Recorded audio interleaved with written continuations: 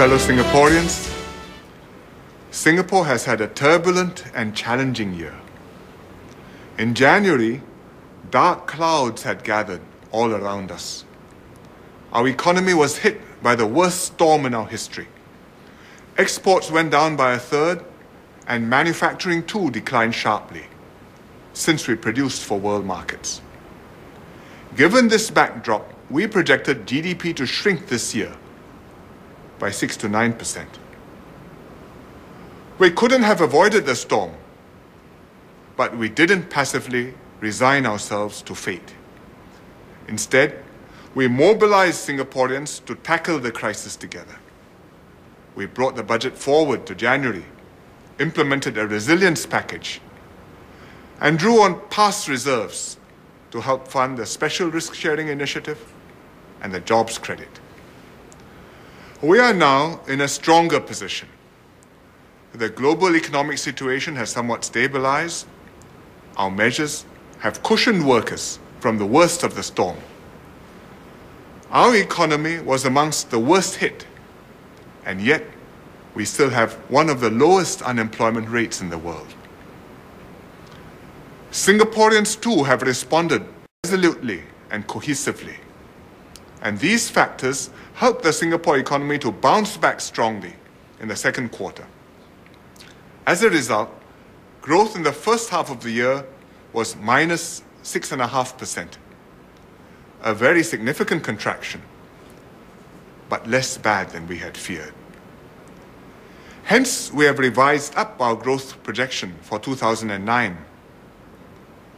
Our economy will still shrink, but only by between 4 and 6%. But it's too early to celebrate. The outlook remains clouded. The advanced economies aren't expected to bounce back soon. Our exports remain much lower than last year, and companies like SIA are still facing very tough conditions. We might see another wave of retrenchments later in the year, so we must stay on guard for more challenges to come. Beyond this year, we expect the global situation to remain difficult for some time. But the adverse external environment doesn't mean that Singapore cannot grow. We can and must look for new ways to develop and prosper. Opportunities still exist, especially in Asia, but we need all our ingenuity and resourcefulness to find them and exploit them. Businesses and workers are already adjusting to the new world. Many firms are changing their business processes, finding innovative ways to cut costs and generate revenues, and aggressively seeking out new markets. Workers are taking advantage of the SPUR program to upgrade their skills and retrain for new fields.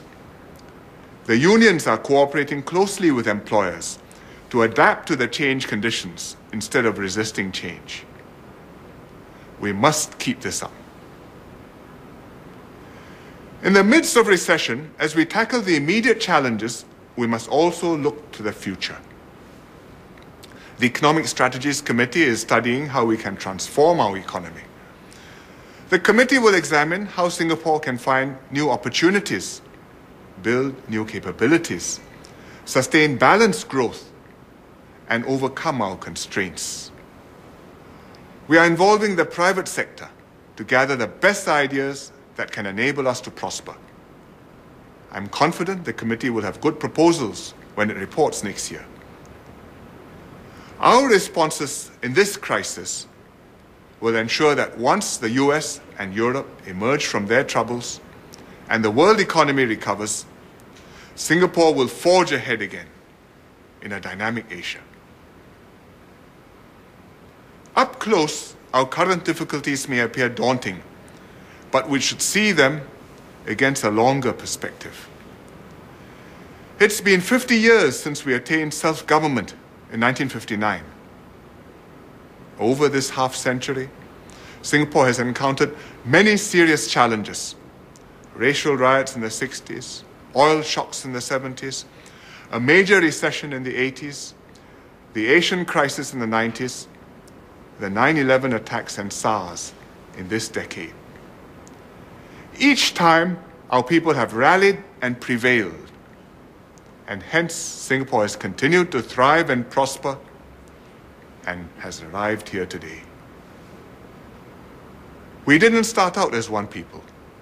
Our forefathers were different peoples from different lands who had come to Singapore to seek better lives for themselves and their children. But our formative years, fighting for independence, then striving as a new nation to survive against the odds, brought us all closer together. Each time we were challenged, we responded as one, everyone pulling together and working for the common good. And each success further cemented our cohesion and helped us to meet the next challenge. We are doing this again in this crisis. Every one of us, government and people, employers and unions, is working together, keeping companies viable and competitive, preserving jobs and livelihoods, and enhancing social safety nets like workfare and comcare.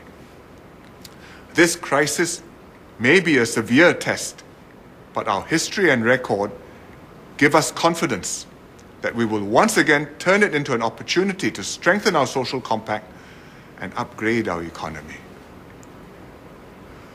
We've responded to the outbreak of influenza A, H1N1, in the same way. We worked hard to delay and slow down the spread of the new virus in Singapore.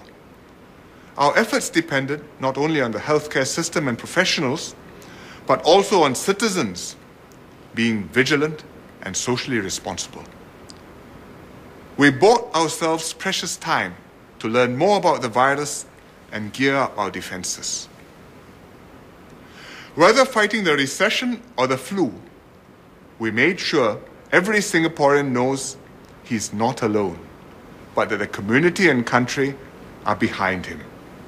So long as you make the effort and do your best, the rest of us will help you to pull through.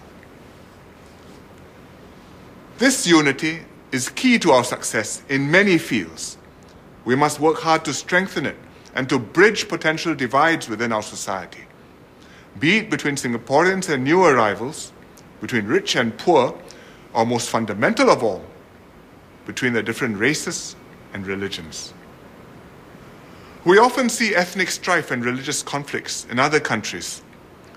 This last year alone, we've witnessed the Mumbai terrorist attacks and the recent bombings in Jakarta. In Singapore, we have to respect each other's cultures, practices, and beliefs, build trust and harmony between our communities, and gradually enlarge the secular common space which all groups share. In this way, we can become one people, one nation, one Singapore. We are well placed to deal with these challenges.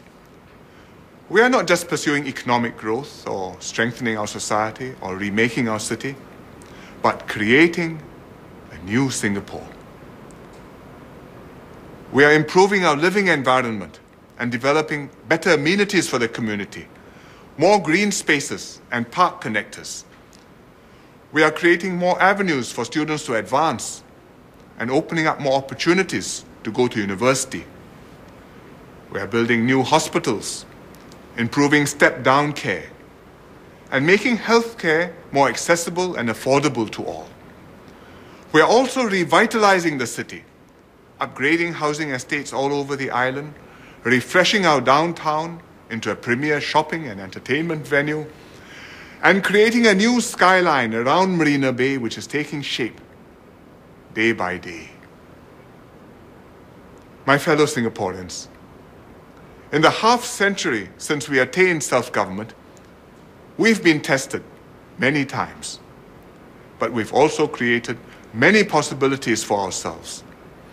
Let us stand shoulder to shoulder so that whether it rains or shines, we can work together and achieve the best results for Singapore. This is how we build a better and more vibrant nation and make Singapore a special place that we are all proud to call our home. I wish all Singaporeans a very happy National Day.